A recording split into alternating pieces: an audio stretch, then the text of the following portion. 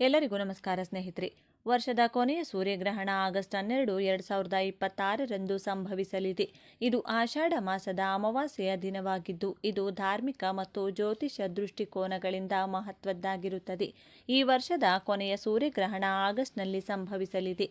ಜ್ಯೋತಿಷ ಲೆಕ್ಕಾಚಾರದ ಪ್ರಕಾರ ಈ ಗ್ರಹಣವು ಅನೇಕ ರಾಶಿಚಕ್ರ ಚಿಹ್ನೆಗಳ ಜೀವನದಲ್ಲಿ ಪ್ರಮುಖ ಬದಲಾವಣೆಗಳನ್ನು ತರಲಿದೆ. ಈ ಸೂರ್ಯಗ್ರಹಣವು ಕೆಲವು ರಾಶಿಚಕ್ರ ಚಿಹ್ನೆಗಳಿಗೆ ಅದೃಷ್ಟ ತಂದ್ರೆ, ಕೆಲವರಿಗೆ ನಕಾರಾತ್ಮಕ ಪರಿಣಾಮಗಳನ್ನು ಬೀರಬಹುದು. ಕೆಲವರು ಎಲ್ಲ ಶುಭ ಫಲಗಳನ್ನು ಪಡೆದರೆ, ಕೆಲವು ರಾಶಿಯವರು ಪ್ರಯೋಜನಗಳನ್ನು ಪಡೆಯುವಲ್ಲಿ ತೊಂದರೆಗಳನ್ನು ಎದುರಿಸಬಹುದು.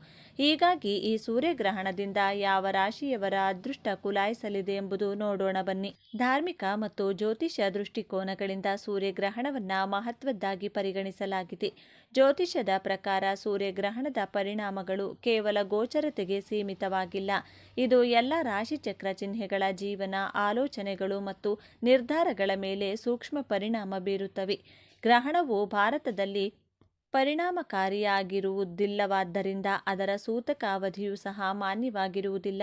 ಆದರೆ ಸೂರ್ಯಗ್ರಹಣವನ್ನು ಬದಲಾವಣೆಯ ಸಂಕೇತ ಮತ್ತು ಹೊಸ ಚಕ್ರದ ಆರಂಭವೆಂದು ಪರಿಗಣಿಸಲಾಗುತ್ತದೆ. ಕೆಲವು ರಾಶಿಚಕ್ರ ಚಿಹ್ನೆಗಳಿಗೆ ಈ ಸಮಯವು ಸಕಾರಾತ್ಮಕ ಬದಲಾವಣೆಗಳನ್ನು ತರಬಹುದು. ಸ್ಥಗಿತಗೊಂಡ ಕೆಲಸವು ವೇಗವನ್ನು ಪಡೆಯುತ್ತದೆ ಮತ್ತು ಆತ್ಮವಿಶ್ವಾಸದಲ್ಲಿ ಉತ್ತೇಜನವನ್ನು ನೀಡುತ್ತದೆ. ಈ ಗ್ರಹಣವು ಕೆಲವರಿಗೆ ಪ್ರಯೋಜನಕಾರಿ ಎಂದು ಸಾಬೀತುಪಡಿಸಬಹುದು. ವಿಶೇಷವಾಗಿ ವೃತ್ತಿ, ಹಣಕಾಸು ಮತ್ತು ಭವಿಷ್ಯಕ್ಕೆ ಸಂಬಂಧಿಸಿದ ನಿರ್ಧಾರಗಳಿಗೆ ಬಂದಾಗ ಈ ಸೂರ್ಯಗ್ರಹಣವು ಯಾವ ರಾಶಿಚಕ್ರ ಚಿಹ್ನೆಗಳಿಗೆ ಶುಭ ಚಿಹ್ನೆಗಳನ್ನು ತರುತ್ತದೆ ಎಂಬುದನ್ನು ತಿಳಿಯೋಣ. ಅದಕ್ಕೂ ಮುನ್ನ ನೀವಿನ್ನು ಚಾನಲ್ಗೆ ಸಬ್ಸ್ಕ್ರೈಬ್ ಆಗಿಲ್ಲ ಅಂದರೆ ಈಗಲೇ ಸಬ್ಸ್ಕ್ರೈಬ್ ಆಗಿ, ಹಾಗೆ ವಿಡಿಯೋಗೆ ಲೈಕ್ ಮಾಡಿ, ವಿಡಿಯೋ ಸ್ಕಿಪ್ ಮಾಡದೆ ಕೊನೆ ತನಕ ನೋಡಿ. ಎಲ್ಲರೂ ಭಕ್ತಿಯಿಂದ ಓಂ ನಮಃ ಶಿವಾಯ ಅಂತ ಕಮೆಂಟ್ ಮಾಡಿ. ಮೇಷರಾಶಿ. ಮೇಷರಾಶಿಗೆ ಸೇರಿದ ಜನರಿಗೆ ಸೂರ್ಯನ ಸಿಂಹ ರಾಶಿಯಲ್ಲಿ ಚಲಿಸುವ ಮೂಲಕ ಸಾಕಷ್ಟು ಉತ್ತಮ ಫಲಿತಾಂಶಗಳನ್ನು ಗಳಿಸುವಂತೆ ಮಾಡುವುದು. ಈ ಅವಧಿಯಲ್ಲಿ ಮೇಷರಾಶಿಗೆ ಸೇರಿದ ಜನರು ಅದೃಷ್ಟದ ಸಂಪೂರ್ಣ ಬೆಂಬಲವನ್ನು ಗಳಿಸುವರು. ಹಾಗಾಗಿ ಮೇಷರಾಶಿಗೆ ಸೇರಿದ ಜನರ ಅಪೂರ್ಣ ಕೆಲಸಗಳೆಲ್ಲವೂ ಈ ಸಂದರ್ಭದಲ್ಲಿ ಯಶಸ್ವಿಯಾಗಿ ಪೂರ್ಣಗೊಳ್ಳುವುದು. ವ್ಯಾಪಾರ ವ್ಯವಹಾರವನ್ನು ಮಾಡುವ ಮೇಷರಾಶಿಗೆ ಸೇರಿದ ಜನರಿಗೆ ಈ ಅವಧಿಯಲ್ಲಿ ಉತ್ತಮ ಲಾಭ ದೊರಕುವ ಸಾಧ್ಯತೆ ಹೆಚ್ಚಾಗಲಿದೆ. ಜೊತೆಗೆ ಈ ಸಂದರ್ಭದಲ್ಲಿ ನಿಮಗೆ ಶುಭ ಸುದ್ದಿಯ ಪ್ರಾಪ್ತಿಯಾಗುವ ಯೋಗವು ಕೂಡ ಲಭಿಸುವುದು. ಇದರೊಂದಿಗೆ ಮೇಷರಾಶಿಗೆ ಸೇರಿದ ಜನರ ಧನ ಸಂಪತ್ತಿನ ಸ್ಥಿತಿಯು ಬಹಳಷ್ಟು ಸುಧಾರಿಸಲಿದೆ. ಜೊತೆಗೆ ಮನೆಯ ಸದಸ್ಯರ ಸಂಪೂರ್ಣ ಬೆಂಬಲವನ್ನು ನೀವು ಗಳಿಸುವಿರಿ. ಮಿಥುನ ರಾಶಿ. ಮಿಥುನ ರಾಶಿಗೆ ಸೇರಿದ ಜನರಿಗೆ ಸೂರ್ಯನ ಈ ರಾಶಿ ಬದಲಾವಣೆಯು ಸಾಕಷ್ಟು ಉತ್ತಮ ಫಲಗಳನ್ನು ಪಡೆಯುವಂತೆ ಮಾಡಲಿದೆ. ಈ ಅವಧಿಯಲ್ಲಿ ಮಿಥುನ ರಾಶಿಗೆ ಸೇರಿದ ಜನರ ಆದಾಯದಲ್ಲಿ ಸಾಕಷ್ಟು ವೃದ್ಧಿಯಾಗುವುದು ಮತ್ತು ನಿಮ್ಮ ಆದಾಯವನ್ನು ಹೆಚ್ಚಿಸಲು ಅನೇಕ ಉತ್ತಮ ಮಾರ್ಗಗಳು ಗೋಚರಿಸಲಿದೆ. ಕೆಲಸದಲ್ಲಿ ಸ್ಥಾನ ಬದಲಾವಣೆಯನ್ನು ಹೊಂದುವ ಸಂಭವ ಕೂಡ ಈ ಅವಧಿಯಲ್ಲಿ ನಿಮಗೆ ದೊರಕುವುದು. ವಿವಾಹಿತ ಮಿಥುನ ರಾಶಿಗೆ ಸೇರಿದ ಜನರು ಈ ಸಂದರ್ಭದಲ್ಲಿ ಉತ್ತಮ ಸಾಮರಸ್ಯವನ್ನು ತಮ್ಮ ಸಂಗಾತಿಯೊಂದಿಗೆ ಹೊಂದಿರುತ್ತಾರೆ. ಭೂಮಿ ಅಥವಾ ವಾಹನವನ್ನು ಖರೀದಿಸುವ ಯೋಗವು ಕೂಡ ಲಭಿಸುವುದು. ವ್ಯಾಪಾರ ವ್ಯವಹಾರಕ್ಕೆ ಸಂಬಂಧಿಸಿದಂತೆ ಮಿಥುನ ರಾಶಿಗೆ ಸೇರಿದ ಜನರು ಅಪಾರ ಪ್ರಗತಿಯನ್ನು ಹೊಂದುವರು. ಜೊತೆಗೆ ಈ ರಾಶಿಗೆ ಸೇರಿದ ಜನರು ವಿದೇಶಕ್ಕೆ ತೆರಳುವ ಅವಕಾಶವನ್ನು ಕೂಡ ಗಳಿಸಿಕೊಳ್ಳಲಿದ್ದಾರೆ. ಸಿಂಹರಾಶಿ. ಸಿಂಹರಾಶಿಗೆ ಸೇರಿದ ಜನರಿಗೆ ಸೂರ್ಯನು ನಿಮ್ಮದೇ ರಾಶಿಯಲ್ಲಿ ಚಲಿಸುವ ಮೂಲಕ ನಿಮ್ಮ ಆತ್ಮವಿಶ್ವಾಸದಲ್ಲಿ ಬಹಳಷ್ಟು ವೃದ್ಧಿಯಾಗುವುದು. ಜೊತೆಗೆ ಈ ಸಂದರ್ಭದಲ್ಲಿ ನಿಮ್ಮ ಸಾಹಸ ಹಾಗೂ ಪರಾಕ್ರಮದಲ್ಲಿಯೂ ಬಹಳಷ್ಟು ವೃದ್ಧಿಯನ್ನು ಹೊಂದುವಿರಿ. ಕೆಲಸವನ್ನ ಮಾಡುವ ಸಿಂಹರಾಶಿಗೆ ಸೇರಿದ ಜನರಿಗೆ ಈ ಅವಧಿಯಲ್ಲಿ ಉತ್ತಮ ಬದಲಾವಣೆಗಳನ್ನು ಹೊಂದುವ ಯೋಗ ದೊರಕುವುದು. ಜೊತೆಗೆ ನಿಮ್ಮ ಬೌದ್ಧಿಕ ಸುಖ ಸಮೃದ್ಧಿಯಲ್ಲಿ ಅಪಾರ ವೃದ್ಧಿಯನ್ನು ಹೊಂದಲು ಸಾಧ್ಯವಾಗುವುದು. ಸಿಂಹರಾಶಿಗೆ ಸೇರಿದ ಜನರು ಈ ಅವಧಿಯಲ್ಲಿ ಅದೃಷ್ಟದ ಸಂಪೂರ್ಣ ಬೆಂಬಲವನ್ನು ಗಳಿಸುವುದರೊಂದಿಗೆ ಶುಭ ಸುದ್ದಿಯ ಪ್ರಾಪ್ತಿಯಾಗುವ ಯೋಗವು ಕೂಡ ಲಭಿಸುವುದು. ಜೊತೆಗೆ ಸೂರ್ಯನ ವಿಶೇಷ ಅನುಗ್ರಹದಿಂದಾಗಿ ನಿಮ್ಮ ಪ್ರೇಮ ಸಂಬಂಧದಲ್ಲಿ ಸುಧಾರಣೆಯನ್ನು ಹೊಂದುವಿರಿ. ಇದರೊಂದಿಗೆ ವ್ಯಾಪಾರವನ್ನು ವಿಸ್ತರಿಸುವ ಶುಭಯೋಗದ ಪ್ರಾಪ್ತಿಯೂ ಕೂಡ ಆಗಲಿದೆ. ಹಾಗೆ ನಿಮ್ಮ ಅಪೂರ್ಣ ಕೆಲಸಗಳೆಲ್ಲವೂ ಈ ಅವಧಿಯಲ್ಲಿ ಯಶಸ್ವಿಯಾಗಿ ಪೂರ್ಣಗೊಳ್ಳುವುದು. ತುಲಾರಾಶಿ. ತುಲಾರಾಶಿಗೆ ಸೇರಿದ ಜನರಿಗೆ ಸೂರ್ಯನು ಸಿಂಹರಾಶಿಯಲ್ಲಿ ಚಲಿಸುವ ಮೂಲಕ ಹೆಚ್ಚಿನ ಶುಭ ಫಲಗಳನ್ನು ನೀಡುವುದು. ಈ ಸಂದರ್ಭದಲ್ಲಿ ತುಲಾರಾಶಿಗೆ ಸೇರಿದ ಜನರು ತಮ್ಮ ಜೀವನದಲ್ಲಿ ಸಂತೋಷದ ಆಗಮನವನ್ನು ಹೊಂದಲಿದ್ದಾರೆ. ಜೊತೆಗೆ ಈ ಅವಧಿಯಲ್ಲಿ ನಿಮಗೆ ನಿಮ್ಮ ಸಂಗಾತಿಯ ಸಂಪೂರ್ಣ ಬೆಂಬಲ ದೊರಕುವುದು. ಹಾಗೆ ಕೆಲಸವನ್ನ ಮಾಡುವ ತುಲಾ ರಾಶಿಗೆ ಸೇರಿದ ಜನರ ಆದಾಯದಲ್ಲಿ ಬಹಳಷ್ಟು ವೃದ್ಧಿಯಾಗುವುದರೊಂದಿಗೆ ನೀವಂದುಕೊಂಡಂತಹ ಸ್ಥಳಕ್ಕೆ ವರ್ಗಾವಣೆ ಅಥವಾ ಬಡ್ಡಿಯನ್ನು ಪಡೆಯುವ ಯೋಗವೂ ಕೂಡ ಲಭಿಸಲಿದೆ. ಹಾಗೆ ತುಲಾ ರಾಶಿಗೆ ಸೇರಿದ ಜನರು ಧನ ಸಂಪತ್ತಿಗೆ ಸಂಬಂಧಿಸಿದ ಕೆಲಸಗಳಲ್ಲಿ ಅದೃಷ್ಟದ ಸಂಪೂರ್ಣ ಬೆಂಬಲವನ್ನು ಪಡೆಯುವರು. ಜೊತೆಗೆ ಈ ಅವಧಿಯಲ್ಲಿ ನಿಮಗೆ ಸಾಲಗಳಿಂದ ಮುಕ್ತಿ ದೊರಕುವುದು. ಇದರೊಂದಿಗೆ ನಿಮ್ಮ ಸಾಹಸದಲ್ಲಿ ವೃದ್ಧಿಯಾಗಲಿದೆ. ಹಾಗಾಗಿ ಈ ಅವಧಿಯಲ್ಲಿ ತುಲಾ ರಾಶಿಗೆ ಸೇರಿದ ಜನರು ಯಾವುದೇ ಕೆಲಸವನ್ನ ಮಾಡಿದರೂ ಅದರಲ್ಲಿ ಯಶಸ್ಸು ದೊರಕುವುದು. ವೃಶ್ಚಿಕ ರಾಶಿ. ವೃಶ್ಚಿಕ ರಾಶಿಗೆ ಸೇರಿದ ಜನರು ಸೂರ್ಯದೇವನ ಅನುಗ್ರಹದಿಂದಾಗಿ ಸಮಾಜದಲ್ಲಿ ಹೆಚ್ಚಿನ ಗೌರವ, ಖ್ಯಾತಿ ಹಾಗೂ ಪ್ರತಿಷ್ಠೆಯನ್ನು ಹೊಂದಲಿದ್ದಾರೆ. ಈ ಅವಧಿಯಲ್ಲಿ ವೃಶ್ಚಿಕ ರಾಶಿಗೆ ಸೇರಿದ ಜನರು ಹೂಡಿಕೆಯನ್ನು ಮಾಡುವುದರಿಂದ ಉತ್ತಮ ಅವಕಾಶಗಳು ದೊರಕುವುದು. ಹಾಗೆ ವ್ಯಾಪಾರ ವ್ಯವಹಾರವನ್ನು ಮಾಡುವ ವೃಶ್ಚಿಕ ರಾಶಿಗೆ ಸೇರಿದ ಜನರು ಪ್ರಗತಿಗಾಗಿ ಅನೇಕ ಹೊಸ ಹೊಸ ಅವಕಾಶಗಳನ್ನು ಗಳಿಸುವರು. ಇದರೊಂದಿಗೆ ನಿಮ್ಮ ಮನೆಯಲ್ಲಿ ಧಾರ್ಮಿಕ ಅಥವಾ ಮಂಗಳ ಕಾರ್ಯಕ್ರಮವನ್ನು ಆಯೋಜಿಸುವ ಅದ್ಭುತವಾದ ಅವಕಾಶವೂ ಕೂಡ ಲಭಿಸುವುದು. ವೃಶ್ಚಿಕ ರಾಶಿಗೆ ಸೇರಿದ ಜನರು ತಮ್ಮ ಸಂಗಾತಿಯೊಂದಿಗೆ ಸೇರಿ ಅವಿಸ್ಮರಣೀಯವಾದ ಸಮಯವನ್ನು ಕಳೆಯುವ ಅದ್ಭುತವಾದ ಅವಕಾಶವೂ ಕೂಡ ಲಭಿಸುವುದು. ಇದರೊಂದಿಗೆ ನಿಮ್ಮ ವೈವಾಹಿಕ ಜೀವನವು ಈ ಅವಧಿಯಲ್ಲಿ ಸುಖಮಯವಾಗಿರುವುದು. ಜೊತೆಗೆ ವೃಶ್ಚಿಕ ರಾಶಿಗೆ ಸೇರಿದ ಜನರು ಪ್ರಭಾವಶಾಲಿ ವ್ಯಕ್ತಿಯನ್ನ ಭೇಟಿಯಾಗುವ ಅದ್ಭುತವಾದ ಅವಕಾಶ ಕೂಡ ಲಭಿಸಲಿದೆ. ಧನುರಾಶಿ. ಧನುರಾಶಿಗೆ ಸೇರಿದ ಜನರಿಗೆ ಸೂರ್ಯದೇವನು ತನ್ನ ರಾಶಿಯನ್ನ ಬದಲಾಯಿಸುವ ಮೂಲಕ ಸಾಕಷ್ಟು ಶುಭವನ್ನುಂಟು ಮಾಡಲಿದ್ದಾನೆ. ಈ ಅವಧಿಯಲ್ಲಿ ವೃತ್ತಿ ಜೀವನಕ್ಕೆ ಸಂಬಂಧಿಸಿದಂತೆ ಅಪಾರ ಯಶಸ್ಸನ್ನ ಗಳಿಸುವಿರಿ. ಹಾಗೆ ಧನುರಾಶಿಗೆ ಸೇರಿದ ಜನರ ಸುಖ ಸಮೃದ್ಧಿಯಲ್ಲಿ ಸಾಕಷ್ಟು ಹೆಚ್ಚಳವಾಗುವ ಯೋಗವೂ ಕೂಡ ಲಭಿಸುವುದು. ಧನುರಾಶಿಗೆ ಸೇರಿದ ಜನರಿಗೆ ಈ ಅವಧಿಯಲ್ಲಿ ಅಪಾರವಾದ ಲಾಭವನ್ನ ಹೊಂದುವ ಯೋಗ ನಿರ್ಮಾಣಗೊಳ್ಳುವುದು. ಈ ಸಮಯದಲ್ಲಿ ನಿಮ್ಮ ಉಳಿತಾಯದಲ್ಲಿ ವೃದ್ಧಿಯಾಗುವುದರೊಂದಿಗೆ ಖರ್ಚು ಕಡಿಮೆಯಾಗಲಿದೆ. ಪ್ರೇಮ ಸಂಬಂಧವು ಹೆಚ್ಚು ಸಂತೋಷದಿಂದ ಕೂಡಿರುವುದು. ಅವಿವಾಹಿತ ಧನುರಾಶಿಗೆ ಸೇರಿದ ಜನರು ವಿವಾಹಕ್ಕಾಗಿ ಉತ್ತಮ ಪ್ರಸ್ತಾಪಗಳನ್ನು ಗಳಿಸುವರು. ಹಾಗೆ ವಿವಾಹಿತ ಧನುರಾಶಿಗೆ ಸೇರಿದ ಜನರು ಈ ಅವಧಿಯಲ್ಲಿ ಸಂತೋಷಮಯವಾದ ಕ್ಷಣಗಳನ್ನು ಕಳೆಯುವ ಅವಕಾಶ ಲಭಿಸುವುದು. ಜೊತೆಗೆ ವ್ಯಾಪಾರದಲ್ಲಿ ಉತ್ತಮ ಫಲಿತಾಂಶ ದೊರಕುವ ಸಾಧ್ಯತೆಯೂ ಕೂಡ ಹೆಚ್ಚಾಗಲಿದೆ. 2026ರ ಸೂರ್ಯಗ್ರಹಣದ ದಿನ ನಾವು ಏನು ಮಾಡಬಾರದು? ಸೂರ್ಯಗ್ರಹಣದ ಸಮಯದಲ್ಲಿ ದೇವರ ವಿಗ್ರಹಗಳನ್ನು, ಫೋಟೋಗಳನ್ನು ಸ್ಪರ್ಶಿಸಬಾರದು. ಸೂರ್ಯಗ್ರಹಣದ ಸಮಯದಲ್ಲಿ ಆಹಾರವನ್ನು ಬೇಯಿಸುವುದು, ತಿನ್ನುವುದು ಶುಭವಲ್ಲ. ಆದರೆ ಮಕ್ಕಳು, ರೋಗಿಗಳು, ವೃದ್ಧರು ಆಹಾರವನ್ನು ಸೇವಿಸಬಹುದು. ಸೂರ್ಯಗ್ರಹಣದ ಸಮಯದಲ್ಲಿ ದೈಹಿಕ ಸಂಬಂಧ ಹೊಂದುವುದನ್ನು ತಪ್ಪಿಸಬೇಕು. ಸೂರ್ಯಗ್ರಹಣದ ಸಮಯದಲ್ಲಿ ದೇಹಕ್ಕೆ ಎಣ್ಣೆಯನ್ನು ಹಚ್ಚಿಕೊಳ್ಳಬಾರದು. ಸೂರ್ಯಗ್ರಹಣದ ಸಮಯದಲ್ಲಿ ಚಾಕು, ಕತ್ತರಿ, ಸೂಜಿ ಮತ್ತು ದಾರಕ್ಕೆ ಸಂಬಂಧಿಸಿದ ಯಾವುದೇ ಕೆಲಸವನ್ನ ಮಾಡಬಾರದು. ವಿಶೇಷವಾಗಿ ಗರ್ಭಿಣಿಯರು ಇದರ ಬಗ್ಗೆ ವಿಶೇಷ ಕಾಳಜಿ ವಹಿಸಬೇಕು. ಸೂರ್ಯಗ್ರಹಣದ ವೇಳೆ ಉಗುರು ಮತ್ತು ಕೂದಲುಗಳನ್ನು ಕತ್ತರಿಸುವಂಥ ತಪ್ಪನ್ನ ಎಂದಿಗೂ ಮಾಡಲು ಹೋಗಬಾರದು. ಆಗಸ್ಟ್ 12ರಂದು ಸೂರ್ಯಗ್ರಹಣ. ಈ ವರ್ಷದ 2ನೇ ಸೂರ್ಯಗ್ರಹಣ ಆಗಸ್ಟ್ 12ರಂದು. ಆದರೆ ಈ ಗ್ರಹಣವು ಭಾರತದಲ್ಲಿ ಗೋಚರವಾಗುವುದಿಲ್ಲ. ಭಾರತೀಯ ಕಾಲಮಾನದ ಪ್ರಕಾರ ರಾತ್ರಿ 9:04 ಗಂಟೆಯಿಂದ ಆಗಸ್ಟ್ 13ರ ಮುಂಜಾನೆ 4:25ರವರೆಗೆ ಸೂರ್ಯಗ್ರಹಣ ಇರಲಿದೆ. ಸಾಮಾನ್ಯವಾಗಿ ಸೂರ್ಯಗ್ರಹಣ ರಾತ್ರಿ ಹೊತ್ತಲ್ಲಿ ಭಾರತದಲ್ಲಿ ಬಂದರೆ ಗೋಚರವಾಗುವುದಿಲ್ಲ. ಆಗಸ್ಟ್ 12ರ ಸೂರ್ಯಗ್ರಹಣವು ಯುರೋಪಿಯನ್ ದೇಶಗಳು, ಕೆನಡಾ, ಗ್ರೀನ್ಲ್ಯಾಂಡ್, ಐಸ್ಲ್ಯಾಂಡ್, ಆರ್ಕ್ಟಿಕ್, ಸ್ಪೇನ್ನ ಉತ್ತರ ಭಾಗ, ಅಟ್ಲಾಂಟಿಕ್ ಸಾಗರ, ರಷ್ಯಾದ ಕೆಲವು ಭಾಗಗಳಲ್ಲಿ ಗೋಚರವಾಗಲಿದೆ. 2026 ಸೂರ್ಯಗ್ರಹಣದ ದಿನ ನಾವು ಏನು ಮಾಡಬೇಕು? ಗ್ರಹಣದ ಸೂತಕ ಕಾಲ ಆರಂಭವಾಗುವ ಮುನ್ನ ನಾವು ಬಳಸುವ ನೀರಿನಲ್ಲಿ, ಆಹಾರ ಪದಾರ್ಥಗಳಲ್ಲಿ ಅಥವಾ ಇನ್ಯಾವುದೇ ದ್ರವರೂಪದ ವಸ್ತುಗಳ ಮೇಲೆ ಅಥವಾ ಅದರಲ್ಲಿ ಗರಿಕೆ ಅಥವಾ ತುಳಸಿ ಎಲೆಗಳನ್ನು ಹಾಕಿಡಿ. ಗ್ರಹಣದ ಸಮಯದಲ್ಲಿ ದೇವರ ವಿಗ್ರಹಗಳನ್ನು ಸ್ಪರ್ಶಿಸುವುದು ತಪ್ಪಾದರೂ ನಾವು ಈ ಸಮಯದಲ್ಲಿ ಧಾರ್ಮಿಕ ಗ್ರಂಥಗಳನ್ನು ಅಥವಾ ಪುಸ್ತಕಗಳನ್ನು ಓದಬಹುದು ಅಥವಾ ಪಠಿಸಬಹುದು. ಸೂರ್ಯಗ್ರಹಣದ ಸಮಯದಲ್ಲಿ ನಾವು ಮಂತ್ರವನ್ನು ಪಠಿಸಬೇಕು. ಇದರಿಂದ ಗ್ರಹಣದ ಕೆಟ್ಟ ಪರಿಣಾಮ ನಮ್ಮ ಮೇಲೆ ಉಂಟಾಗುವುದಿಲ್ಲ. ಸೂರ್ಯಗ್ರಹಣ ಮುಗಿದ ನಂತರ ಮತ್ತೆ ಸ್ನಾನ ಮಾಡಬೇಕು. ಸೂರ್ಯಗ್ರಹಣದ ಸಮಯದಲ್ಲಿ ತರ್ಪಣ, ಶ್ರಾದ್ದ, ಜಪ, ಹವನ, ದಾನ ಇತ್ಯಾದಿ ಧಾರ್ಮಿಕ ಕಾರ್ಯಗಳನ್ನು ಮಾಡಬಹುದು. ಗ್ರಹಣ ಮುಗಿದ ನಂತರ ದೇವರ ಪೂಜೆ ಮಾಡಿ ಮತ್ತು ದಾನ ಮಾಡಿ. ಸ್ನಾನ ಮಾಡಿದ ನಂತರ ದೇವರ ಕೋಣೆಯನ್ನು ಶುದ್ಧೀಕರಿಸಬೇಕು. ಸೂರ್ಯಗ್ರಹಣದ ಸಮಯದಲ್ಲಿ ನಾವು ಯಾವುದೇ ಕೆಲಸವನ್ನ ಮಾಡಬೇಕಾದರೂ ಅದರ ಬಗ್ಗೆ ಸರಿಯಾಗಿ ತಿಳಿದುಕೊಂಡು ಮಾಡುವುದು ತುಂಬಾನೇ ಉತ್ತಮ. ಗ್ರಹಣದ ಸಮಯದಲ್ಲಿ ನಿಷಿದ್ಧ ಕೆಲಸಗಳನ್ನು ಮಾಡುವುದರಿಂದ ಅಶುಭ ಫಲಗಳನ್ನು ಎದುರಿಸಬೇಕಾಗುತ್ತದೆ. ಹಾಗಾಗಿ ಸೂರ್ಯಗ್ರಹಣದ ಸಮಯದಲ್ಲಿ ನಾವು ಯಾವ ಕೆಲಸ ಮಾಡಬೇಕು, ಯಾವ ಕೆಲಸ ಮಾಡಬಾರದು ಎಂಬುದನ್ನು ಸರಿಯಾಗಿ ತಿಳಿದುಕೊಂಡಿರಬೇಕು. ಈ ಮಾಹಿತಿ ನಿಮಗೆ ಇಷ್ಟ ಆದರೆ ತಪ್ಪದೇ ವಿಡಿಯೋನ ಲೈಕ್ ಮಾಡಿ, ನಿಮ್ಮ ಇಷ್ಟ ದೇವರ ಹೆಸರನ್ನು ಬರೆದು ಈ ವಿಡಿಯೋನ ಪ್ರತಿಯೊಬ್ಬರಿಗೂ ಕೂಡ ಶೇರ್ ಮಾಡಿ. ಎಲ್ಲರೂ ಭಕ್ತಿಯಿಂದ ಓಂ ಶ್ರೀ ಮಹಾಲಕ್ಷ್ಮಿ ನಮಃ ಅಂತ ಕಮೆಂಟ್ ಮಾಡಿ. ಈ ದಿನ ಒಂದು ಮುಷ್ಟಿ ಗೋಧಿ ಹಿಟ್ಟು ಹಾಗೂ ಕರಿಮೆಣಸಿನಿಂದ ಯಾವ ಕೆಲಸವನ್ನ ಮಾಡಿದರೆ ನಿಮ್ಮ ಜೀವನವು 24 ಗಂಟೆಗಳಲ್ಲಿ ಶಿವನ ಅನುಗ್ರಹದಿಂದ ಬದಲಾಗುತ್ತದೆ. ಅದೆಷ್ಟೇ ಕಷ್ಟಗಳಿಂದಲೂ ಪಾರ್ವತಿ ದೇವಿಯ ಕೃಪೆಯಿಂದ ಮುಟ್ಟಿದ್ದೆಲ್ಲ ಬಂಗಾರವಾಗುವಷ್ಟು ಅದೃಷ್ಟ ಕೂಡಿ ಬರುತ್ತೆ. ಯಾವ ದೇವರುಗಳನ್ನ ತಪ್ಪದೇ ಪೂಜಿಸಬೇಕು, ಯಾವ ಒಂದು ವಿಶೇಷ ಮಂತ್ರವನ್ನ ಹೇಳಿಕೊಳ್ಳಬೇಕು ಅಂತ ಇವತ್ತಿನ ಈ ವಿಡಿಯೋದಲ್ಲಿ ಸಂಪೂರ್ಣವಾಗಿ ತಿಳಿಸಿಕೊಡ್ತೀವಿ ಬನ್ನಿ. ಇನ್ನು ಮೊಸರು ಹಾಗೂ 3 ಚಿಟಿಕೆ ಕುಂಕುಮದಿಂದ ಈ ಕೆಲಸವನ್ನ ಮಾಡಿ ನೀವು ಕೇಳಿದ ಕೋರಿಕೆಗಳು ನೆರವೇರುತ್ತದೆ. ಸಾಕ್ಷಾತ್ ಮಹಾಲಕ್ಷ್ಮಿ ಹಾಗೂ ದುರ್ಗಾದೇವಿಯ ಅನುಗ್ರಹಕ್ಕೋಸ್ಕರ ಯಾವ ಕೆಲಸಗಳನ್ನ ಈ ಶುಕ್ರವಾರ ಮಾಡಿಕೊಳ್ಬೇಕು, ಯಾವ ವಿಶೇಷ ಎಲೆಯನ್ನ ಮನೆಗೆ ತಂದ್ರೆ ದುಷ್ಟಶಕ್ತಿಗಳು ನಾಶವಾಗಿ ಹಣ, ಆರೋಗ್ಯ, ನೆಮ್ಮದಿ ಪ್ರಾಪ್ತಿಯಾಗುತ್ತದೆ ಎಂದು ಇವತ್ತಿನ ಈ ವಿಡಿಯೋದಲ್ಲಿ ಸಂಪೂರ್ಣವಾಗಿ ತಿಳಿಸಿಕೊಡ್ತೀವಿ ಬನ್ನಿ. ಎಲ್ಲರೂ ಭಕ್ತಿಯಿಂದ ಜೈ ಮಹಾಲಕ್ಷ್ಮಿ ಅಂತ ಕಮೆಂಟ್ ಮಾಡಿ. ಎಷ್ಟೋ ಜನ ಕಾಯುತ್ತೀರಿ, ದೇವಿಗೆ ಅತ್ಯಂತ ಪ್ರಿಯವಾದ ಮಾಸವಾಗಿದೆ. ಈ ಮಾಸದಲ್ಲಿ ಬರುವ ಶುಕ್ರವಾರಗಳೆಂದು ಮಾಡುವ ಪೂಜೆ ಅನುಷ್ಠಾನಗಳು ದುರ್ಗಾ ಮಾತೆಗೆ, ಲಕ್ಷ್ಮೀ ದೇವಿಗೆ ಅತ್ಯಂತ ಪ್ರಿಯವಾಗುತ್ತದೆ. ಶುಕ್ರವಾರದಂದು ಮನೆಗೆ ತಪ್ಪದೆ ಬೇವಿನ ಎಲೆಗಳನ್ನು ತನ್ನಿ.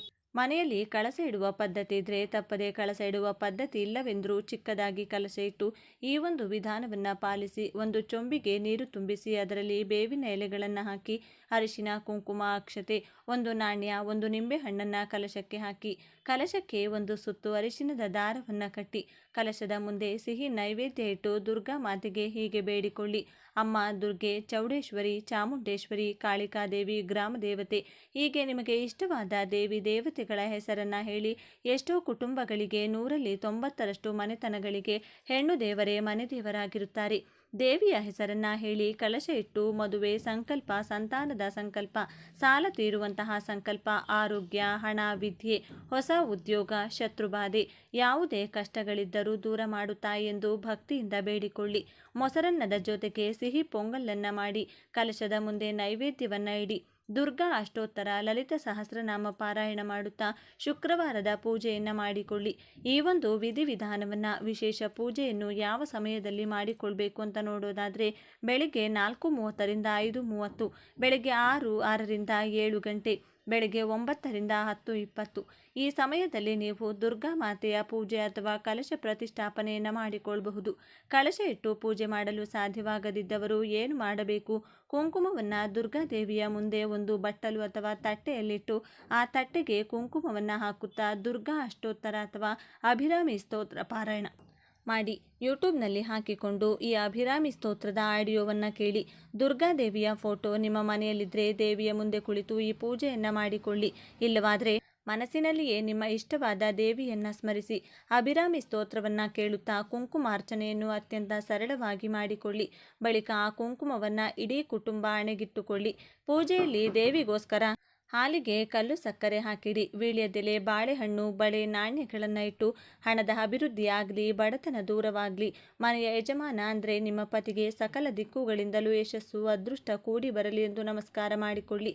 ಶುಕ್ರವಾರ ರಾಹುಕಾಲ ಕಾಲದಲ್ಲಿ ದುರ್ಗಾದೇವಿಯ ದೇವಸ್ಥಾನಕ್ಕೆ ಮೊಸರನ್ನ ನೈವೇದ್ಯ ಮಾಡಿಕೊಂಡು ದೇವಿಯ ಮುಂದೆ ಇಟ್ಟು ಪೂಜೆ ಮಾಡಿಸಿ. ಬಳಿಕ ಅಲ್ಲಿ ಬಂದಿರುವಂತಹ ಭಕ್ತರಿಗೆ ನಿಮ್ಮ ಕೈಯಿಂದ ಹಂಚಿ. ಗ್ರಾಮ ದೇವತೆಗೆ ಬೇವಿನ ಎಲೆ, ನಿಂಬೆಹಣ್ಣಿನ ದೀಪದ ಆರತಿಗಳನ್ನು ಅರ್ಪಿಸಿ. ಶುಕ್ರವಾರ ವಾರಾಹಿ ದೇವಿಯನ್ನು ನೆನೆದು ವಾರಾಹಿ ದೇವಿಯ ಮಂತ್ರಗಳನ್ನು ಹೇಳಿಕೊಳ್ಳಬಹುದು. ಮೈಸೂರು ಶ್ರೀ ಚಾಮುಂಡೇಶ್ವರಿ ಬೆಟ್ಟವಾಗಿರಬಹುದು, ದುರ್ಗಾ ಮಾತೆಯ ಶಕ್ತಿ ಕ್ಷೇತ್ರಗಳನ್ನಾಗಿರಬಹುದು. ಮೆಟ್ಟುಲು ಸೇವೆ ಮಾಡುತ್ತಾ ಅಂತ ದೇವಿಗೆ ಶುಕ್ರವಾರಗಳಲ್ಲಿ ಸೀರೆ, ಬಳೆ, ಮಡಿಲಕ್ಕಿ ಕೊಡ್ತೀನಿ ಅಂತ ನಿಮ್ಮ ಕೋರಿಕೆಗೆ ತಕ್ಕಂತೆ ಹರಕೆಗಳನ್ನು ಮಾಡಿಕೊಳ್ಳಿ. ಲಕ್ಷ್ಮೀದೇವಿ ಅದೃಷ್ಟ ಹಾಗೂ ಐಶ್ವರ್ಯವನ್ನು ಕರುಣಿಸಲು ಶುಕ್ರವಾರಗಳಂದು ಒಂದೇ ಒಂದು ತಾವರೆ ಪುಷ್ಪವನ್ನು ದೇವಿಯ ಮುಂದಿಟ್ಟು ಲಕ್ಷ್ಮಿ ಅಷ್ಟೋತ್ತರ, ವಿಷ್ಣು ಸಹಸ್ರನಾಮ ಎರಡನ್ನೂ ಕೂಡ ಜೊತೆಯಲ್ಲಿ ಕೇಳಿ. ದೇವಿಗೆ ಆಗಿನಿಂದ ಮಾಡಿದ ಪಾಯಸ, ಸಿಹಿ ಪಾಯಸವನ್ನು ಅರ್ಪಿಸಿ. ಮಹಾಲಕ್ಷ್ಮಿ ಜೊತೆಗೆ ವೆಂಕಟೇಶ್ವರ ಸ್ವಾಮಿಗೆ ಪಚ್ಚ ಕರ್ಪೂರದ ಆರತಿ ಬೆಳಗಿ. ಸಾಲದ ಜೀವನದಿಂದ ಮುಕ್ತಿ ದೊರೆತು ಹಣದ ವಿಸ್ಮಯಗಳು ನಿಮ್ಮ ಬದುಕಿನಲ್ಲಿ ನಡೆಯಲಿ ಎಂದು ಭಕ್ತಿಯಿಂದ ಮಹಾಲಕ್ಷ್ಮಿ ದೇವಿಗೆ ಬೇಡಿಕೊಳ್ಳಿ. ಶ್ರೀಚಕ್ರ ಇರುವ ದೇವಿ ಆಲಯಗಳಿಗೆ ಶುಕ್ರವಾರಗಳಂದು ಭೇಟಿ ನೀಡಿ ದರ್ಶನ ಪಡೆದರೆ ಜೀವನದಲ್ಲಿ ಎಂದಿಗೂ ಶತ್ರು ಬಾಧೆಗಳು ಬಾಧಿಸುವುದಿಲ್ಲ. ಮಾಟಮಂತ್ರ, ದುಷ್ಟಶಕ್ತಿಗಳ ಕಾಟದಿಂದ ಬೇಸತ್ತಿದ್ರೆ ತಪ್ಪದೆ ಶುಕ್ರವಾರಗಳಂದು ದುರ್ಗಾದೇವಿಯ ದೇವಸ್ಥಾನಗಳಲ್ಲಿ ಎಳನೀರಿನಿಂದ ಅಭಿಷೇಕ ಮಾಡಿಸಿ. ಗೋರಂಟಿ ಅಂದರೆ ಮೆಹಂದಿಯನ್ನು ಈ ಶುಕ್ರವಾರ ಕೈಗೆ ಹಾಕಿಕೊಂಡ್ರೆ ದುರ್ಗಾದೇವಿಯ ಜೊತೆಗೆ ಮಹಾಲಕ್ಷ್ಮಿಯ ಅನುಗ್ರಹ ಸಿಗುತ್ತದೆ. ದೇಹದಲ್ಲಿನ ವಿಷಕಾರಿ ಜಂತುಗಳು ಇದರಿಂದ ಸಾಯುತ್ತವೆಂದು ವಿಜ್ಞಾನ ಹೇಳುತ್ತದೆ. ಮೆಹಂದಿಯನ್ನು ಈ ಶುಕ್ರವಾರದಂದು ಕೈಗೆ ಹಚ್ಚಿಕೊಂಡ್ರೆ ಗಂಡನಿಗೆ ಆಯಸ್ಸು, ಆರೋಗ್ಯ, ಅದೃಷ್ಟ ಕೂಡ ವೃದ್ಧಿಯಾಗುತ್ತದೆ. ಮೆಹಂದಿ ಎಲೆಗಳು ಸಿಕ್ಕರೆ ಸ್ವಲ್ಪ ಅರಿಶಿನ ಬೆರೆಸಿ ನಿಮ್ಮ ಕೈನಿಂದ ಅರೆದು ಕೈಗೆ ಹಚ್ಚಿಕೊಳ್ಳಿ. ಮೊದಲು ತಿಳಿಸಿದ ಕಳಸ ಪೂಜೆಯನ್ನು ಶುಕ್ರವಾರ ಮಾಡಿರ್ತೀನಿ. ಮರುದಿನ ಶನಿವಾರ ಕಳಸ ವಿಸರ್ಜನೆಯನ್ನು ಬೆಳಗ್ಗೆ ಮಾಡಿಕೊಳ್ಳಬಹುದು. ಕಳಸದಲ್ಲಿದ್ದಂತಹ ನಿಂಬೆಹಣ್ಣು, ಎಲೆ, ನೀರನ್ನು ಮರದ ಬುಡಕ್ಕೆ ಹಾಕಿ ನಾಣ್ಯವನ್ನು ಪೂಜಾ ಕೋಣೆಯಲ್ಲಿಟ್ಟಿಟ್ಟುಕೊಳ್ಳಿ. ಶುಕ್ರವಾರ ಸಾಂಬ್ರಾಣಿ ಧೂಪವನ್ನು ಮನೆಯಲ್ಲಿ ಹಾಕಿ ಮನೆಗೆ ಮುತ್ತೈದೆಯರನ್ನು ಕರೆಸಿ ಅರಿಶಿನ, ಕುಂಕುಮ, ತಾಂಬೂಲ, ರವಿಕೆ, ಹಣವನ್ನು ಕೊಟ್ಟು ಅವರ ಆಶೀರ್ವಾದವನ್ನು ಪಡೆದುಕೊಳ್ಳಿ. ಇದರಿಂದ ಸುಮಂಗಲಿ ತತ್ವ ನಿಮಗೆ ವೃದ್ಧಿಯಾಗುತ್ತದೆ. ಮಹಾಲಕ್ಷ್ಮೀ ದೇವಿಯು ಮುತ್ತೈದೆಯರ ಮೂಲಕ ಮನೆಗೆ ಪ್ರವೇಶ ಮಾಡುತ್ತಾಳೆ. ಇನ್ನು ಮೊದಲು ವಾಯುಪುತ್ರ ಆಂಜನೇಯನ ಗುಡಿಗೆ ಹೋಗಿ ಆತನ ದರ್ಶನ ಪಡೆದು ಪ್ರದಕ್ಷಿಣೆ ಮಾಡಿ ಎಳ್ಳೆಣ್ಣೆಯ ದೀಪಗಳನ್ನು ಹಚ್ಚಿ. ಇದರಿಂದ ಅಸಾಧ್ಯವಾದ ಕೆಲಸಗಳು ಕೂಡ ಸಾಧ್ಯವಾಗುತ್ತದೆ. ಕೆಲಸಗಳು ಸುಲಭವಾಗುತ್ತದೆ. ದುಷ್ಟಶಕ್ತಿಗಳ ನಾಶವಾಗುತ್ತದೆ. ಶತ್ರು ಭಯ, ಆರೋಗ್ಯ ಸಮಸ್ಯೆಗಳಿಂದ ವಿಶೇಷ ರಕ್ಷಣೆ ಆಂಜನೇಯನಿಂದ ನಿಮಗೆ ಪ್ರಾಪ್ತಿಯಾಗುತ್ತದೆ. ಈ ದಿನ ನೀವು ಯಾವುದೇ ಅನುಷ್ಠಾನಗಳನ್ನು ಮಾಡಿದರೂ ದೃಷ್ಟಿ ತೆಗೆಯಲು ಮಾಡುವಂಥ ಪರಿಹಾರಗಳನ್ನು ಮಾಡಿದರೆ ಅತಿ ಬೇಗನೆ ಫಲ ನೀಡುತ್ತದೆ. ಈ ದಿನ ಪಿತೃಗಳ ಸೇವೆ ಮಾಡಿದರೆ, ಪಿತೃಗಳ ಸ್ಮರಣೆಯನ್ನು ಮಾಡಿಕೊಂಡ್ರೆ ತುಂಬ ಒಳ್ಳೆಯದು. ಭಗವಂತನು ಪಿತೃಗಳ ಸ್ಮರಣೆ ಮಾಡಬೇಕು. ಕೇವಲ ಪಿತೃಪಕ್ಷದಲ್ಲಷ್ಟೇ ಅಲ್ಲದೆ ಪ್ರತಿ ತಿಂಗಳು ಬರುವಂತಹ ಇಂತಹ ಅಮಾವಾಸ್ಯೆಗಳಂದು ಪಿತೃತರ್ಪಣವನ್ನು ನೀಡುತ್ತಾ ಬಂದರೆ ಪಿತೃಗಣಗಳು ಸಂತೃಪ್ತಗೊಂಡು ಇಡೀ ಕುಟುಂಬಕ್ಕೆ ಆರಿಸುತ್ತಾರೆ. ಇದರಿಂದ ನಿಮ್ಮ ಮನೆಯಲ್ಲಿರುವಂತಹ ಎಲ್ಲ ಅನಾರೋಗ್ಯ ಸಮಸ್ಯೆ, ಕಾರ್ಯ ಅಡೆತಡೆ, ಹಣದ ಸಂಕಷ್ಟ ದೂರವಾಗಿ ಉತ್ತಮೋತ್ತಮ ಫಲಗಳು ಸಿಗುತ್ತದೆ. ಈ ದಿನ ಪಿತೃಗಳಿಗೆ ತಪ್ಪದೆ ತರ್ಪಣವನ್ನು ನೀಡಿ ಮನೆಯಲ್ಲಿ ಅಡುಗೆ ಮಾಡಿದ ತಕ್ಷಣ ಅನ್ನವನ್ನು ನೀವು ತಯಾರಿಸಿದ ಆಹಾರವನ್ನು ಮನೆಯ ಹೊರಭಾಗದಲ್ಲಿ ಒಂದು ಎಲೆಯ ಮೇಲಿಟ್ಟು ಪಿತೃಗಳ ಹೆಸರನ್ನು ಮನಸ್ಸಿನಲ್ಲಿ ಸ್ಮರಿಸಿಕೊಳ್ಳಿ. ನಾಳೆ ನದಿ ಸ್ನಾನ ಮಾಡಿದರೆ ತುಂಬ ಒಳ್ಳೆಯದು. ಸಾಧ್ಯ ಆಗಿಲ್ಲ ಅಂದರೆ ಪವಿತ್ರ ನದಿಗಳ ನೀರನ್ನು ಬೆರೆಸಿಕೊಂಡು ಸ್ನಾನ ಮಾಡಿ. ಅದು ಕೂಡ ಸಾಧ್ಯವಾಗಲ್ಲ ಅಂದರೆ ಕಲ್ಲುಪ್ಪು, 5-6 ಬೇವಿನ ಎಲೆಯನ್ನು ಬೆರೆಸಿಕೊಂಡು ಸ್ನಾನ ಮಾಡಿ. ಇದರಿಂದ ದೇಹದಲ್ಲಿನ ಎಲ್ಲ ನೆಗೆಟಿವ್ ಶಕ್ತಿಗಳು ತೊಲಗಿ ಹೋಗುತ್ತದೆ. ಈ ದಿನ ಗೋಧಿ ಹಿಟ್ಟಿನಿಂದ ಮಾಡಬೇಕಾದ ಮುಖ್ಯವಾದ ಕೆಲಸ ಯಾವುದು ಅಂತ ನೋಡೋದಾದರೆ, ಗೋಧಿ ಹಿಟ್ಟಿನಿಂದ ಮನೆಯಲ್ಲಿ ಎಷ್ಟೆಷ್ಟು ಜನ ಇರ್ತೀರೋ ಅಷ್ಟು ಜನರಿಗೆ ಒಂದೊಂದು ಚಪಾತಿಯಂತೆ ತಯಾರು ಮಾಡಿಕೊಂಡು ಆ ಚಪಾತಿಯ ಮೇಲೆ ತುಪ್ಪವನ್ನು ಹಚ್ಚಬೇಕು. ನಂತರ ಕೈನಲ್ಲಿ ಆ ಚಪಾತಿಯನ್ನು ಹಿಡಿದು ಒಬ್ಬೊಬ್ಬರಿಗೆ 3 ಬಾರಿ ಎಡಭಾಗದಿಂದ 3 ಬಾರಿ ಬಲಭಾಗದಿಂದ ತಲೆಯ ಮೇಲೆ ಸುತ್ತಿ ಇಳಿ ತೆಗೆದು ಮನೆಯ ಬಳಿ ಇರುವಂತಹ ಶ್ವಾನಕ್ಕೆ ನೀಡಬೇಕು. ಇದರಿಂದ ನಿಮಗಿರುವ ಎಲ್ಲ ವಿಧವಾದ ದೃಷ್ಟಿ ದೋಷಗಳು ಕಳೆದು ಹೋಗುತ್ತದೆ. ಅಕ್ಕಪಕ್ಕದವರ ದೃಷ್ಟಿ, ಜನರ ಕೆಟ್ಟ ಕಣ್ಣು, ಕೆಲಸ ಮಾಡುವ ಜಾಗದಲ್ಲಿ ಯಾರಾದರೂ ಶತ್ರುಗಳಿದ್ರೆ, ಸಂಬಂಧಿಕರ ಅಸೂಯೆ ಇದ್ದರೆ ದೂರವಾಗುತ್ತದೆ. ಇದರಿಂದ ಸಕಲ ಕಾರ್ಯಗಳಲ್ಲೂ ಯಶಸ್ಸು, ಮಾನಸಿಕ ನೆಮ್ಮದಿ ಸಿಗುತ್ತದೆ. ದೃಷ್ಟಿದೋಷಗಳು ದೂರವಾದರೆ ಸಂಪಾದನೆಗಿರುವಂತಹ ಅಡ್ಡಿಗಳು ಕೂಡ ಕಳೆದು ಹೋಗುತ್ತದೆ. ಮನೆಯಲ್ಲಿ ಒಂದು ತಟ್ಟೆಯ ಮೇಲೆ ಬೇವಿನ ಎಲೆಗಳನ್ನಿಟ್ಟು ಅದರ ಮೇಲೆ ಮಣ್ಣಿನ ದೀಪವನ್ನು ಹಚ್ಚಿ ದೀಪಕ್ಕೆ ಎಳ್ಳೆಣ್ಣೆಯ ಜೊತೆಗೆ ಸ್ವಲ್ಪ ಕುಂಕುಮವನ್ನು ಹಾಕಿ ನಿಮ್ಮ ಕುಲದೇವರಲ್ಲಿ ಹೆಣ್ಣು ದೇವರುಗಳಿದ್ರೆ ಪ್ರಾರ್ಥನೆ ಮಾಡಿಕೊಳ್ಳಿ. ಇಲ್ಲವಾದರೆ ಗ್ರಾಮ ದೇವತೆಗೆ ನಮಸ್ಕಾರ ಮಾಡಿಕೊಂಡು ಈ ದೀಪವನ್ನು ಹಚ್ಚಿ. ಮನೆಯಲ್ಲಿನ ಎಲ್ಲ ನೆಗೆಟಿವ್ ಶಕ್ತಿಗಳು ಕಳೆದು ಅನೇಕ ಮೂಲಗಳಿಂದ ಧನಗಮನವಾಗುತ್ತದೆ. ಇದರ ಜೊತೆಗೆ ಮನೆಗೆ ಸಮೀಪವಿರುವಂತಹ ಗ್ರಾಮ ದೇವತೆಯ ಆಲಯಕ್ಕೆ ನಿಮ್ಮ ಕೈನಿಂದ ತಯಾರು ಮಾಡಿದ ನಿಂಬೆಹಣ್ಣಿನ ಚಿತ್ರಾನ್ನವನ್ನಾಗಿರಬಹುದು, ಮೊಸರನ್ನವಾಗಿರಬಹುದು ಕೊಟ್ಟು ವಿಶೇಷವಾಗಿ ಮನೆಯ ಸದಸ್ಯರ ಹೆಸರನ್ನು ಹೇಳುತ್ತಾ ಪೂಜೆಯನ್ನು ಮಾಡಿಸಿ. ನಂತರ ಪ್ರಸಾದವನ್ನು ಅಲ್ಲಿ ಬಂದಂತಹ ಭಕ್ತರಿಗೆ ನಿಮ್ಮ ಕೈಯಿಂದ ಹಂಚಿ ದೇವಿ ದೇಗುಲದಲ್ಲಿ ಸಿಗುವ ಕುಂಕುಮವನ್ನು ಮನೆಗೆ ತಂದು ಹಣೆಗೆ ತಿಲಕವಾಗಿಡುತ್ತಾ ಬನ್ನಿ. ಇದರಿಂದ ಮುಂದಿನ ಗ್ರಾಮ ದೇವತೆಯ ರಕ್ಷಣೆ ನಿಮ್ಮ ಇಡೀ ಕುಟುಂಬಕ್ಕೆ ಸದಾ ಇರುತ್ತದೆ. ಈ ದಿನದಂದು ಮನೆಯಲ್ಲಿ ಶಿವಲಿಂಗ ಇತ್ತು ಅನ್ನೋದಾದರೆ ಕಪ್ಪು ದ್ರಾಕ್ಷಿ ರಸಕ್ಕೆ ಕಪ್ಪು ಮೆಣಸಿನ ಕಾಳುಗಳನ್ನು ಬೆರೆಸಿ ಅಭಿಷೇಕ ಮಾಡಿದರೆ ಶತ್ರುಗಳೆಲ್ಲ ಸಮೂಹವಾಗಿ ನಶಿಸಿ ಹೋಗ್ತಾರೆ. ಶತ್ರುಗಳು ಮಾಡಿಸುವಂತಹ ಮಾಟಮಂತ್ರ ಆಗಿರಬಹುದು, ದುಷ್ಟಶಕ್ತಿಗಳ ಕಾಟ ಆಗಿರಬಹುದು, ಅವರಿಗೆ ರಿವರ್ಸ್ ಆಗುತ್ತದೆ. ಆ ವ್ಯಕ್ತಿಯಿಂದ ನಿಮಗಾಗುವಂತಹ ತೊಂದರೆಗಳು ಶಾಶ್ವತವಾಗಿ ನಿಂತು ಹೋಗುತ್ತದೆ. ಈ ದಿನ ಸಾಧ್ಯವಾದರೆ ಶಿವನ ದೇಗುಲಕ್ಕೆ ಹೋಗಿ ಶಿವಪ್ಪನ ದರ್ಶನ ಮಾಡಿ ಮನೆಗೆ ಬನ್ನಿ. ಇನ್ನೂ ಸಾಧ್ಯವಾಗುತ್ತೆ ಅಂದರೆ ಕಾಲಭೈರವನ ದರ್ಶನ ಮಾಡಿಕೊಳ್ಳಿ. ಈ ದಿನದಂದು ಪುಸ್ತಕಗಳನ್ನು ದಾನವಾಗಿ ನೀಡಿ, ಧಾನ್ಯಗಳನ್ನು ದಾನವಾಗಿ ನೀಡಿ, ವಸ್ತ್ರ ದಾನವನ್ನು ಮಾಡಿ. ಇದರಿಂದ ಸಕಲ ಪಾಪಗಳು ನಶಿಸಿ ಪುಣ್ಯಫಲ ಪ್ರಾಪ್ತಿಯಾಗುತ್ತದೆ. ಇನ್ನು ಕೊನೆಯದಾಗಿ ಈ ಒಂದು ಮಂತ್ರವನ್ನು ಈ ದಿನ ಕೇವಲ 21 ಬಾರಿ ಹೇಳಿಕೊಂಡು ಶತ್ರುಗಳ ಹೆಸರನ್ನು ಸ್ಮರಿಸಿದರೆ ಅವರಿಂದ ಆಗುವಂತಹ ಎಲ್ಲ ಸಮಸ್ಯೆಗಳು, ಕಾಟಗಳು ನಿಂತು ಹೋಗುತ್ತದೆ. ಕೆಟ್ಟ ದೃಷ್ಟಿ, ಮಾಟಮಂತ್ರದ ಸಮಸ್ಯೆಗಳು ಕಳೆದು ಶತ್ರುಗಳು ಕೂಡ ನಿಮಗೆ ಮಿತ್ರರಾಗಿ ಪರಿವರ್ತನೆ ಆಗ್ತಾರೆ. ಈ ಒಂದು ಮಂತ್ರ ಈ ವಿಧವಾಗಿದೆ: ಓಂ ರಾಮ ಪರಶುರಾಮ ನರಸಿಂಹ ವಿಷ್ಣು ವಿಕ್ರಮ ನಮೋ ನಮಃ. ಮತ್ತೊಮ್ಮೆ ಹೇಳ್ತೀವಿ ಕೇಳಿ: ಓಂ ರಾಮ ಪರಶುರಾಮ ನೃಸಿಂಹ ವಿಷ್ಣು ವಿಕ್ರಮ ನಮೋ ನಮಃ. ಈ ಒಂದು ಅದ್ಭುತವಾದ ಮಂತ್ರವನ್ನು ನಾಳೆಯ ದಿನ ಸಾಧ್ಯವಾದಷ್ಟು ಬಾರಿ ಹೇಳಿಕೊಂಡು ವಿಷ್ಣು ದೇವರನ್ನ ವಿವಿಧ ರೀತಿಯಲ್ಲಿ ಸ್ಮರಿಸಿಕೊಳ್ಳಿ. ನೋಡಿದ್ರಲ್ಲ, ಶುಕ್ರವಾರದಂದು ಯಾವೆಲ್ಲ ಕೆಲಸಗಳನ್ನು ಮಾಡಿದರೆ ದುರ್ಗಾ ಮಾತೆ ಹಾಗೂ ಸಾಕ್ಷಾತ್ ಶ್ರೀ ಮಹಾಲಕ್ಷ್ಮಿ ದೇವಿಯು ಮನೆಗೆ ಬಂದು ಕುಟುಂಬದ ರಕ್ಷಣೆ ಮಾಡ್ತಾಳೆ ಅಂತ ಇವತ್ತಿನ ಈ ವಿಡಿಯೋದಲ್ಲಿ ತಿಳಿಸಿಕೊಟ್ಟಿದ್ದೇವೆ. ಈ ಮಾಹಿತಿ ನಿಮಗೆ ಇಷ್ಟವಾದರೆ ಜೈ ದುರ್ಗಾ ಮಾತೆ, ಜೈ ಮಹಾಲಕ್ಷ್ಮಿ ದೇವಿ ಅಂತ ಬರೆದು ಈ ವಿಡಿಯೋವನ್ನು ಪ್ರತಿಯೊಬ್ಬರಿಗೂ ಶೇರ್ ಮಾಡಿ. ಮುಂದಿನ ಬಾರಿ ಮತ್ತೊಂದು ವಿಶೇಷ ದೈವ ಮಾಹಿತಿಯೊಂದಿಗೆ ನಿಮ್ಮ ಚಾನಲ್ ಮೂಲಕ ಭೇಟಿಯಾಗೋಣ. ಧನ್ಯವಾದಗಳು ಸ್ನೇಹಿತರೆ.